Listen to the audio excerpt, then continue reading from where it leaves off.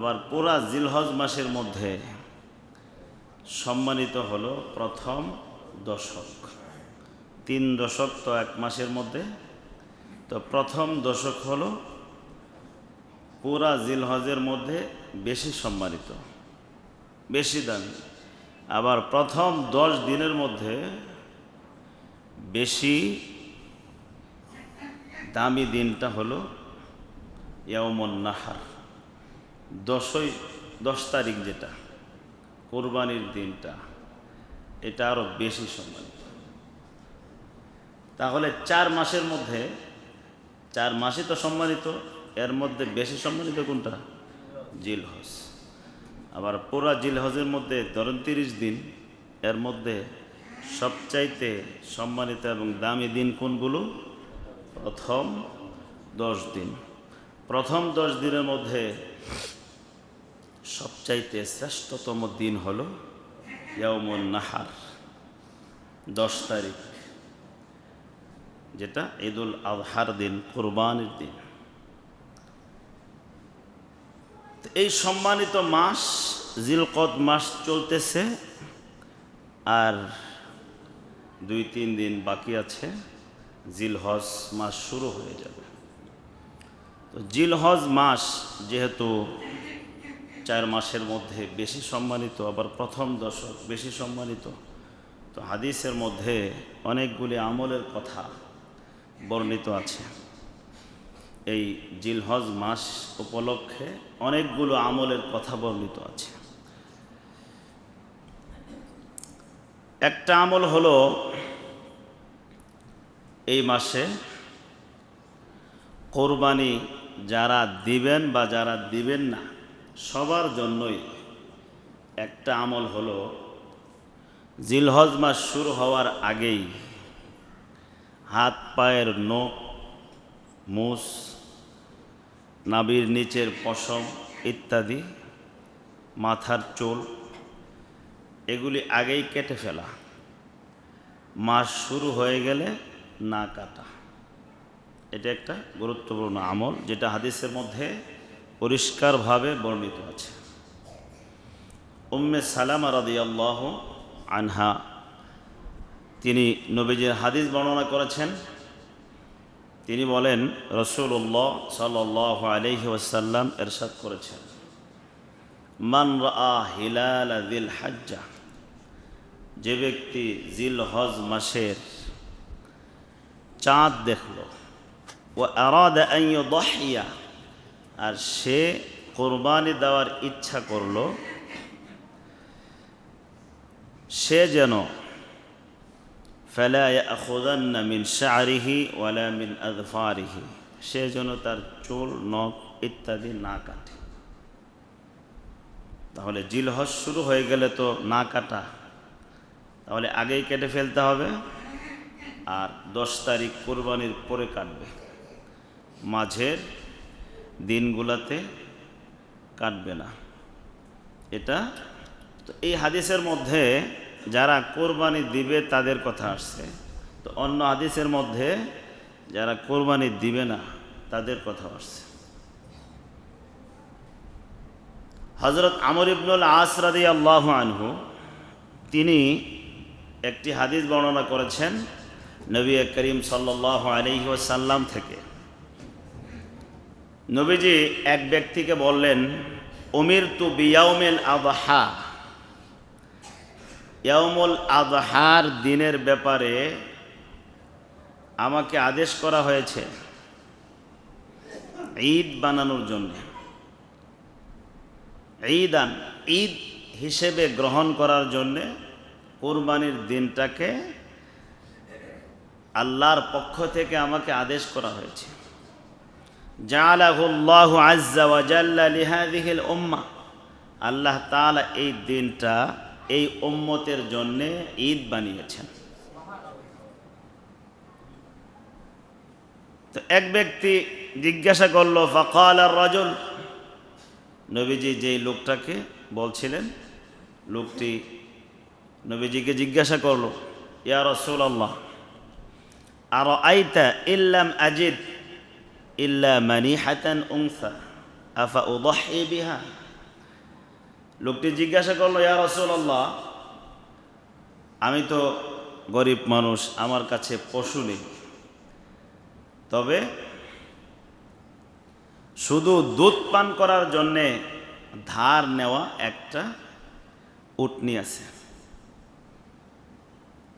ওই সময় শুধু দুধ খাওয়ার জন্যে ধনী মানুষেরা গরিব মানুষদেরকে দুধওয়ালা উটনি এমনি দিত। আচ্ছা ভাই, তুমি এই উটনির শুধু দুধ খাইতে থাকো, মালিক তো আমি, কিন্তু তোমাকে আমি এই উটনি থেকে দুধ পান করার জন্য অনুমতি দিলাম। এটা করত। তো ওই লোকটার কাছে এই রকম একটা উটনি ছিল যে অন্য কেউ তাকে দিয়েছে শুধু দুধ পান করার জন্যে, মালিক বানায় নাই, মালিকানা তার, যার উট। তো লোকটি জিজ্ঞাসা করলো, ইয়া রাসূলুল্লাহ, দুধ পান করার অনুমতি প্রাপ্ত একটা উটনি আছে আমার কাছে, আমি কি এটা কোরবানি করতে পারবো? অন্যের উটনি কোরবানি করে কেমনে? মালিক তো আর সে না, উটনির মালিকানা তো অন্যজনের, তাকে শুধু দুধ পান করার জন্যে অধিকার দেওয়া হয়েছে, অনুমতি দেওয়া হয়েছে। নবী করিম সাল্লাল্লাহু আলাইহি ওয়াসাল্লাম বললেন, লা, তুমি এটা কোরবানি করতে পারবে না, যেহেতু তুমি এটার মালিক না, কোরবানি করবা কিভাবে? তবে ওয়ালাকিন তাখুযু মিন শা'রিকা ওয়া তুকাল্লিমু আযফারাকা ওয়া তাকুসসু শারিবাকা ওয়া তাহলিকু আনাতাকা ফাযালিকা তামামু উযহিয়াতিকা ইনদাল্লাহি আযজা ওয়া জাল্লা। নবীজি বললেন, তুমি এটা কোরবানি করতে পারবে না, তবে তোমার একটা কাজ আছে। কাজটা হলো, তুমি কোরবানির দিন তোমার চুল কাটবে, নখ কাটবে, মুছ কাটবে, লজ্জাস্থানের চুল পরিষ্কার করবে। এই আমলগুলো যদি করো, ফাযালিকা তামামু উযহিয়াতিকা ইনদাল্লাহি আযজা ওয়া জাল্লা, তাহলে তুমি আল্লাহ তাআলার কাছে পরিপূর্ণ একটা কোরবানির নেকি পাবা। তো যারা কোরবানি দেওয়ার সামর্থ্য নেই, দিতে পারবে না, তাদের জন্যে এই আমল তাদের জন্য আছে। যেহেতু এই হাদিসের মধ্যে ওই লোকটার কাছে কোরবানি দেওয়ার মতো কোনো পশু ছিল না, তো তাকেও নবী করিম সাল্লাল্লাহু আলাইহি ওয়াসাল্লাম এই আমলটা করার কথা বলেছেন। যেমন অন্য হাদিসে যারা কোরবানি দিবে তাদের ব্যাপারেও এই আমল বর্ণিত হয়েছে। অপরদিকে শিশু বাচ্চা যারা আছে, এদের চুল ইত্যাদি, নখ, এগুলো কাটা থেকেও বিরত থাকা উচিত। কাটলে গুনাহ হবে বিষয়টা এরকম না, কিন্তু কাটা থেকে বিরত থাকা উচিত। এটার একটা বর্ণনা হযরত আব্দুল্লাহ ইবনে ওমর রাদিয়াল্লাহু আনহু থেকে। তিনি একবার কোথাও যাইতেছিলেন, যাওয়ার পথে মাররা বিইমরাআতিন, তিনি একটা মহিলার পাশ দিয়ে যাচ্ছিলেন। ওই মহিলাটা তাখুযু মিন শা'রি ইবনিহা ফি আইয়ামিল আশর, মহিলাটি এই জিলহজের 10 তারিখের মধ্যে তার সন্তানের চুল কাটতেছিল। তো আব্দুল্লাহ ইবনে ওমর রাদিয়াল্লাহু আনহু এটা দেখেছেন, দেখে মহিলাকে বললেন, লাউ আখারতিহি ইলা ইয়াউমিন নাহর, তুমি যদি এই চুল কাটার বিষয়টা কোরবানির দিন পর্যন্ত দেরি করতা, কানা আহসান, এটা তোমার জন্য ভালো হতো, তোমার এই কাজটা ভালো হতো। এই যে 10 তারিখের মধ্যে এই যে কাটতেছো, এটা যদি কোরবানির দিনে গিয়ে কাটতা তাহলে এটা ভালো হইতো, তোমার এই কাজটা ভালো হইতো। তাহলে এই হাদিস দ্বারা বোঝা যায় কি, যে আব্দুল্লাহ ইবনে ওমর রাদিয়াল্লাহু আনহু ওই মহিলাকে জিলহজের প্রথম 10 দিনের মধ্যে বাচ্চা শিশুদের চুল যেন না কাটে এই ব্যাপারে উৎসাহিত করেছেন, উৎসাহ দিয়েছেন, তোমার এটা না করলে ভালো হতো। এবং কোরবানির দিন করলে উত্তম হইত। তো এটা থেকেও আমরা এই আমলটা আমরা করতে পারি, যে বাচ্চাদের চুল ইত্যাদি কাটা, এগুলো কাটলে আগেই কেটে ফেলা। চুল তো ছাড়বো আমরা, ঠিক না? ঈদ আসতেছে, চুল কাটতে হবে, সব কিছুর একটা প্রিপারেশন ঈদ উপলক্ষে তো সবাই নেবে। তো এই আমলটা যেহেতু আর 2-1 দিন আছে, আজকে 27 তারিখ সম্ভবত, তো এটা মাস শুরু হওয়ার আগেই হিসাব করে মাথা ছাটার প্রয়োজন হলে সেটে নিব, মোষ ইত্যাদি কাটার প্রয়োজন হলে আগেই কেটে নিব। তো এই 10 দিনের গুরুত্বপূর্ণ একটি আমল হলো এটা, যেটা কোরবানি দেওয়ার মতো নেকি পাওয়া যায়। এটা আমল যদি আমরা করি, এটা কিন্তু কঠিন না, কঠিন আমল এটা ভাই, সহজ। এই 10 দিনের একটি আমল এটা। আরেকটা আমল হলো 9 দিন পর্যন্ত রোজা রাখা। প্রথম 9 দিন, 10 তারিখে তো আর রোজা রাখা যাবে না, 11, 12, 13 তারিখ পর্যন্ত রোজা রাখা তো নিষিদ্ধ। 10, 11, 12, 13 বৎসরে 5 দিন রোজা রাখা হারাম, সম্পূর্ণ নিষিদ্ধ। এই 5 দিন রোজা রাখতে পারবে না। তন্মধ্যে 4 দিনে হলো ঈদ উল আজহার সময়, 10 তারিখ কোরবানির দিন, 11, 12, 13 আইয়ামে তাশরিক, এই 3 দিন, আর ঈদ উল ফিতরের 1 দিন, এই মোট 5 দিন বৎসরে রোজা রাখা হারাম। তো 10 তারিখ থেকে তো আর রোজা চলবে না। তাহলে প্রথম 9 দিন রোজা রাখার ব্যাপারে নবী করিম সাল্লাল্লাহু আলাইহি ওয়াসাল্লাম থেকে হাদিস আসছে। হাদিসের মধ্যে আসছে, কানা রাসূলুল্লাহ সাল্লাল্লাহু আলাইহি ওয়াসাল্লাম ইয়াসুমু 9 নবীজি প্রথম জিলহজ মাসের প্রথম 10 দিনের 9 দিন কি করতেন? রোজা রাখতেন। ও আশুরা রোজা রাখতেন। ও 3 আইয়ামিন মিন কুল্লি শাহরিন, প্রত্যেক মাসের 3 দিন অর্থাৎ আইয়ামে বীজের রোজা রাখতেন। 13, 14, 15 চন্দ্র মাসে 13, 14, 15 আইয়ামে বীজের রোজা রাখতেন। তো নবীজি এই যে হাদিসের মধ্যে বর্ণিত হয়েছে, এই হাদিসে যে রোজাগুলো রাখতেন তন্মধ্যে একটা হলো জিলহজ মাসের প্রথম 9 দিন রোজা রাখতেন। তো রোজা রাখা সুন্নাহ, তো আমরা এই আমলটা করতে পারি। আল্লাহ তাআলা সবাইকে তৌফিক দান করুন। অন্য হাদিসের মধ্যে আসছে, হযরত হাফসা রাদিয়াল্লাহু আনহা একটা হাদিস বর্ণনা করেছেন। সেই হাদিসের মধ্যে আসছে, আরবাউন লাম ইয়াদাউহুন্না নবী সাল্লাল্লাহু আলাইহি ওয়াসাল্লাম, 4টি আমল নবীজি ছাড়তেন না। এই 4টি আমল কি ছিল? 1 নম্বর ছিল জিলহজ মাসের প্রথম 9 দিনের রোজা। নবীজি এটা করতেন, সবসময় করতেন। আর একটা ছিল আশুরার রোজা। আশুরা কি? মুহররমের 10 তারিখ, ওই দিন নবীজি রোজা রাখতেন। আর একটা হলো প্রত্যেক মাসে 3 দিন রোজা রাখা, নবীজি এটা রাখতেন। 4 নম্বর হলো ওয়া রাকাতাইন ক্বাবলাল গাদাত, ফজরের সুন্নত নবীজি ছাড়তেন না। ফজরের সুন্নত আছে না 2 রাকাত, 12 রাকাত সুন্নতে মুআক্কাদা, সবগুলাই তো গুরুত্বপূর্ণ সুন্নতে মুআক্কাদা যেগুলি। তবে এই 12 রাকাতের মধ্যে সবচাইতে বেশি গুরুত্বপূর্ণ হলো ফজরের 2 রাকাত সুন্নত। ও রাকাতাইন ক্বাবলাল গাদাত, ফজরের আগে 2 রাকাত সুন্নত নবীজি কখনো ছাড়তেন না।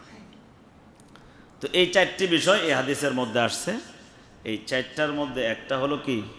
জিলহজ মাসের প্রথম 9 দিনের রোজা নবীজি ছাড়তেন না, এটা করতেন।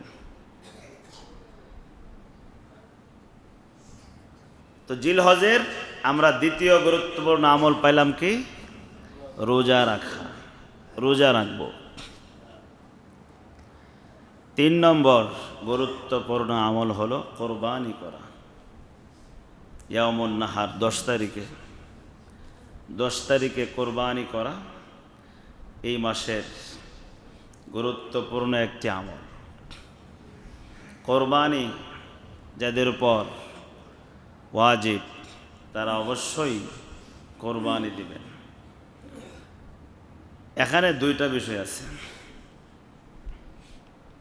এক হাদিসের মধ্যে কোরবানি যাদের উপর ওয়াজিব, মানে কোরবানি যারা সামর্থ্য রাখে তারা যদি কোরবানি না দেয় তাহলে নবীজি বলছেন তারা যেন ঈদগাহে না আসে।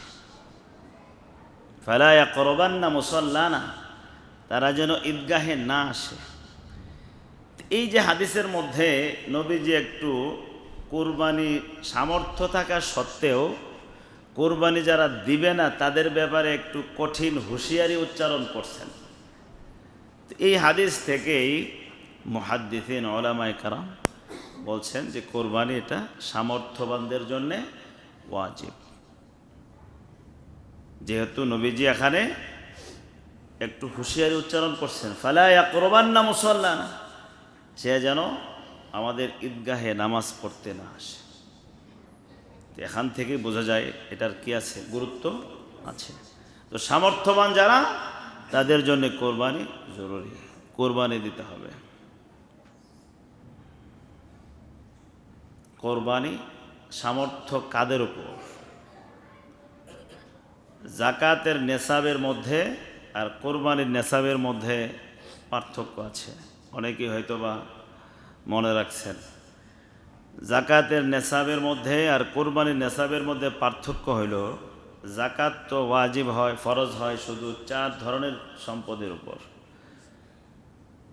একটা হলো ব্যবসায়িক সম্পদ, ব্যবসায়িক মাল, আর একটা তো হলো নগদ টাকা পয়সা, আর একটা তো স্বর্ণ, আর একটা রূপা। এ হলো 4 ধরনের সম্পদের উপর তো জাকাত আসে। এছাড়া বাকি যত সম্পদ আছে, যেমন চাষাবাদ করে খাওয়ার জন্য অনেক জমি, একরে একরে জায়গা পড়ে আছে, ব্যবসার লাগে রাখে নাই কিন্তু কিনে রাখছে, ফেলায় রাখছে। এরপরে বাড়ি আছে 2-4টা, বা প্রয়োজনের অতিরিক্ত ফ্ল্যাট আছে, ঘরের আসবাবপত্র থেকে শুরু করে, মানে প্রয়োজন ধরেন 2টা রাখছে 4টা বা 3টা, প্রয়োজন 1টা রাখছে 2টা, এরকম প্রয়োজনের অতিরিক্ত আসবাবপত্র, যেটা প্রয়োজন ওটা বাদ যাবে। প্রয়োজন অতিরিক্ত শৌখিন জীবনযাপন করার জন্য অনেকেই তো প্রয়োজনের অতিরিক্ত করে রাখে ঘরে, ওগুলা, ওই সমস্ত জিনিসগুলার মূল্য কোরবানির ক্ষেত্রে হিসাবের মধ্যে আসবে। তো ওই দৃষ্টিকোণ থেকে যদি হিসাব করে সবাই যার যার জায়গা থেকে, তো মোটামুটি কোরবানি থেকে বাদ পড়বে একদম নিঃস্ব ব্যক্তিরা। একদম নিঃস্ব ব্যক্তিরা ছাড়া বাকিদের মোটামুটি কোরবানি দিতে হবে। হিসাব করবেন, দেখবেন কোরবানি মোটামুটি একদম ফকির মিসকিন নিঃস্ব মানুষ আছে না, এরা ছাড়া বাকিদের কোরবানি দেওয়া লাগে। তো হিসেবে কোরবানি সবাই দেওয়ার জন্য চেষ্টা করব, যাদের আল্লাহ তাআলা কিছু হলেও সম্পদ দান করে। জাকাত তো এটা একটা ফরজ বিধান, এটা তো যারা নেশাব পরিমাণ, ওই নেশাব যেটা জাকাতের নেশাব, ওইটা হলে জাকাত দিবে। কোরবানির ক্ষেত্রে তো আরও অনেক কিছু এখানে যোগ হচ্ছে, যেটা জাকাতের মধ্যে কি হয় না, যোগ হয় না। তো কোরবানির ক্ষেত্রে একটা বিষয় এটা, আরেকটা বিষয় হলো নেকির বিষয় আছে। যাদের দিলের মধ্যে আখেরাতের অনেক পুরস্কার পাওয়ার আশা আছে, আখেরাতে অনেক লাভবান হইতে চায়, তারা কোনো ছলনা দিয়া এই নেকির কাজ থেকে পিছিয়ে থাকতে পারে না। অনেকেই দেখবেন এরকম আছে, কোরবানির সময় অনেক অজুহাত দেখাবে, দেখায় কুরবানি থেকে দূরে থাকার চেষ্টা করে। এটা তো সংকীর্ণ মনের পরিচয়। আপনি আমি বড় গরু কুরবানি করতে যদি সামর্থ্য আমাদের না থাকে, সামর্থ্যবান না হই, একটা বকরি কোরবানি দিয়ে দেন। বকরি কোরবানি দেওয়া তো ওইরকম কঠিন কিছু না, এটা বকরি হলেও কোরবানি দিয়ে দিবেন। এক একটা পশমের জন্য এক একটা করে নেকি, এটা কি সাধারণ কথা? একটু কল্পনা করেন না বসে, হ্যাঁ, একটু কল্পনা করে দেখেন না কি পরিমাণ নেকি আল্লাহ তাআলা রাখছেন। তো এই নেকির কাছ থেকে পিছিয়ে থাকা, আখেরাতের ভয়, আখেরাতের পাওয়া যাদের কাছে বড়, তারা থাকতে পারবে না, পিছিয়ে থাকতে পারবে না, তারা কখনো পিছিয়ে থাকতে পারবে না। এই জন্য জিলহজ মাসের গুরুত্বপূর্ণ আমল সমূহের একটা হলো এটা, কোরবানি করা। কোরবানি নিয়ে আগামী জুমাতে ইনশাআল্লাহ আলোচনা হবে বিস্তারিত, তবে আজকে সংক্ষিপ্ত এতটুকুই বললাম। জিলহজের আরও গুরুত্বপূর্ণ কয়েকটি আমল, যে কয়টা আমরা শুনলাম, তো আরেকটা হলো বেশি পরিমাণে তাসবিহ তাহলিল পড়তে থাকা এই দিনগুলোতে। কোরআনের মধ্যে আল্লাহ তাআলা বলছেন, ওয়াযকুরুল্লাহ ফি আইয়ামিন মা'লুমাত, নির্ধারিত দিনগুলোতে আল্লাহ তাআলার নামের জিকির করো। এই যে আয়াতের মধ্যে যে আল্লাহ বলছেন নির্ধারিত দিনে আল্লাহ তাআলার নামের জিকির করো, এই নির্ধারিত দিন বলতে কোন দিন? রাইসুল মুফাসসিরিন আব্দুল্লাহ ইবনে আব্বাস রাদিয়াল্লাহু আনহু উনি এই আয়াতের তাফসীর করতে গিয়ে বলেছেন যে এখানে যে আল্লাহ তাআলা নির্ধারিত দিনের কথা বলেছেন, সেই নির্ধারিত দিনগুলো হলো জিলহজ মাসের এই দিনগুলা। তো এই দিনগুলাতে তাকবীর, তাহলিল, তাহমিদ মানে আল্লাহু আকবার, সুবহানাল্লাহ, আলহামদুলিল্লাহ, ওয়ালা ইলাহা ইল্লাল্লাহ, আল্লাহু আকবার, এগুলি পড়তে থাকা, বেশি পরিমাণে পড়তে থাকা, যখনই সময় পাই তখনই পড়তে থাকা। সুবহানাল্লাহ মুখে মুখে যদি আমরা বলি, কাজ করতে থাকি আর বলতে থাকি, কি কঠিন হবে? একটু যদি খেয়াল করি তাহলেই সহজ। সুবহানাল্লাহ, আলহামদুলিল্লাহ, ওয়ালা ইলাহা ইল্লাল্লাহ, আল্লাহু আকবার পড়তে থাকা। মুখ, জিহ্বা আল্লাহ তাআলার পবিত্রতা, একত্ববাদের ঘোষণায় ব্যস্ত থাকবে, দুনিয়ার কাজও চলবে, আখেরাতের লাইনেও উন্নত হইতে থাকব। দিলের মধ্যে যদি প্রশান্তি অনুভব আমরা করতে চাই, তাহলে আল্লাহ তাআলার নামের জিকির ছাড়া বিকল্প কিছু নাই। কোরআনের মধ্যে আসছে, আলা বিযিকরিল্লাহি তাতমাইন্নুল কুলুব, জেনে রাখো আল্লাহর জিকিরের দ্বারা অন্তর প্রশান্ত হয়, অন্তরের পেরেশানি দূর হয়।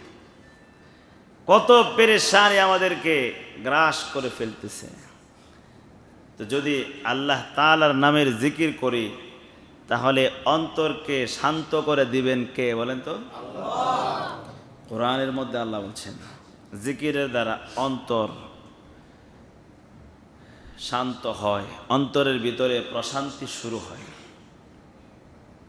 আর এই দিনগুলাতে, জিলহজের এই দিনগুলাতে জিকির করার কথা হাদিসের মধ্যেও আসছে। নবী করিম সাল্লাল্লাহু আলাইহি ওয়াসাল্লাম বলেন, মা মিন আইয়ামিন আ'যামু ইনদাল্লাহি,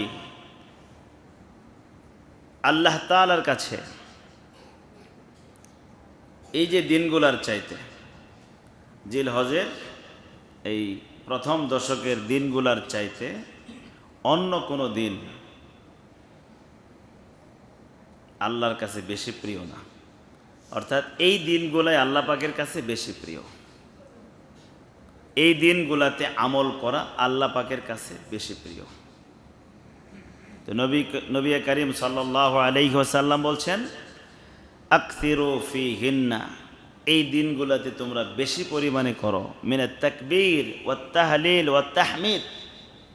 তাকবীর পড়বা, আল্লাহু আকবার, তাহলিল লা ইলাহা ইল্লাল্লাহ, তাহমিদ আলহামদুলিল্লাহ, এই যে জিকিরগুলা, এগুলা এই দিনগুলাতে বেশি করে করবা। তো আমরা এই হাদিস থেকে আরেকটি আমল যেটা পাইলাম সেটা কি ভাই? জিকির, সুবহানাল্লাহ আলহামদুলিল্লাহ ওয়া লা ইলাহা ইল্লাল্লাহ আল্লাহু আকবার, জিকির করতে থাকা। আল্লাহ তাআলা সবাইকে তৌফিক দান করুন। সামনে যেহেতু সময়গুলো আসতেছে, যে আমলগুলোর কথা আমরা শুনলাম, রব্বুল আলামিন প্রত্যেককেই এই আমলগুলো সুন্দরভাবে আদায় করার তৌফিক দান করুন। দুনিয়ার ব্যস্ততা যেন আমাদেরকে আখেরাতের আমল করতে পিছিয়ে না রাখে, আল্লাহ তাআলা আমাদেরকে সাহায্য করুন। আমিন। ওয়া আখিরু দাওয়ানা আলহামদুলিল্লাহি রাব্বিল আলামিন।